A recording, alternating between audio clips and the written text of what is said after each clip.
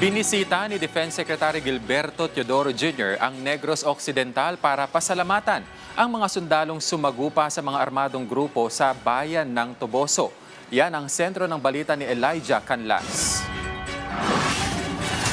Nagtungo si Defense Chief Gilberto Teodoro Jr. sa probinsya ng Negros Occidental para ipalabas ang personal na pasasalamat sa pamunuan ng lokal na pamahalaan at mga sundalong naging bahagi ng engkwentro sa Toboso. Ipinahayag niya ang kanyang suporta sa mga operatiba sa pamamagitan ng pagbisita sa 79th Infantry Battalion sa Sagay Negros Occidental at 15th Infantry Battalion sa bayan ng Kawayan. Nagkaroon din ng salo-salo ang mga sundalo kasama ang kalihim sa pamamagitan ng isang budol fight bilang pagkilala sa kanilang serbisyo. Dito binigyang diin ni Teodoro na tapos na ang investigasyon at hindi otomatikong nagnegatibo ang ilang mga nasawi ay nangangahulugan na hindi ito humawak ng armas. That doesn't mean anything.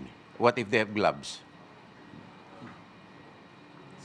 Paraffin test is secondary and it cannot substitute the testimony of an actual participant, which is direct evidence rather than hearsay. Paliwanag ng kagawaran, ang operasyon ng AFP ay lehitimo at nararapat dahil ito ay pag-aksyon lamang sa reklamo ng mga mamamayan. The result of this was a complaint of the community, which our armed forces responded to. No?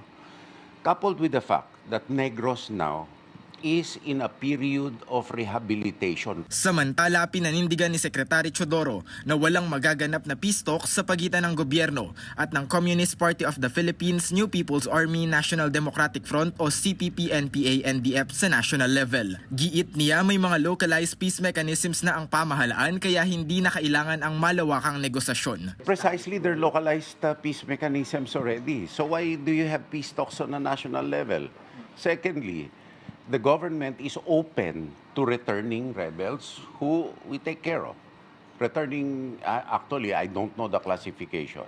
Some are rebels, but the hierarchy are really terrorists because they exploit people. Kaugnay nito, purong papuri ang ibinigay ng DND sa provincial government dahil sa kanilang mahusay na programa para sa mga nagbabalik loob na rebelde. Hinimok ng kalihim ang mga natitirang kasapi ng armadong grupo na sumuko na para mapabilis ang pag-unlad at rehabilitasyon ng buong isla ng Negros. Ang pagbisita ni Defense Secretary Gilberto Teodoro dito sa Negros Occidental ay para formal at personal na pasalamatan ang mga sundalo na naging bahagi ng engkwentro sa Toboso.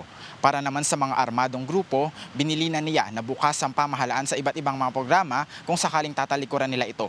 At kung peace talks naman ang tatanungin, hindi na raw siya bukas dito.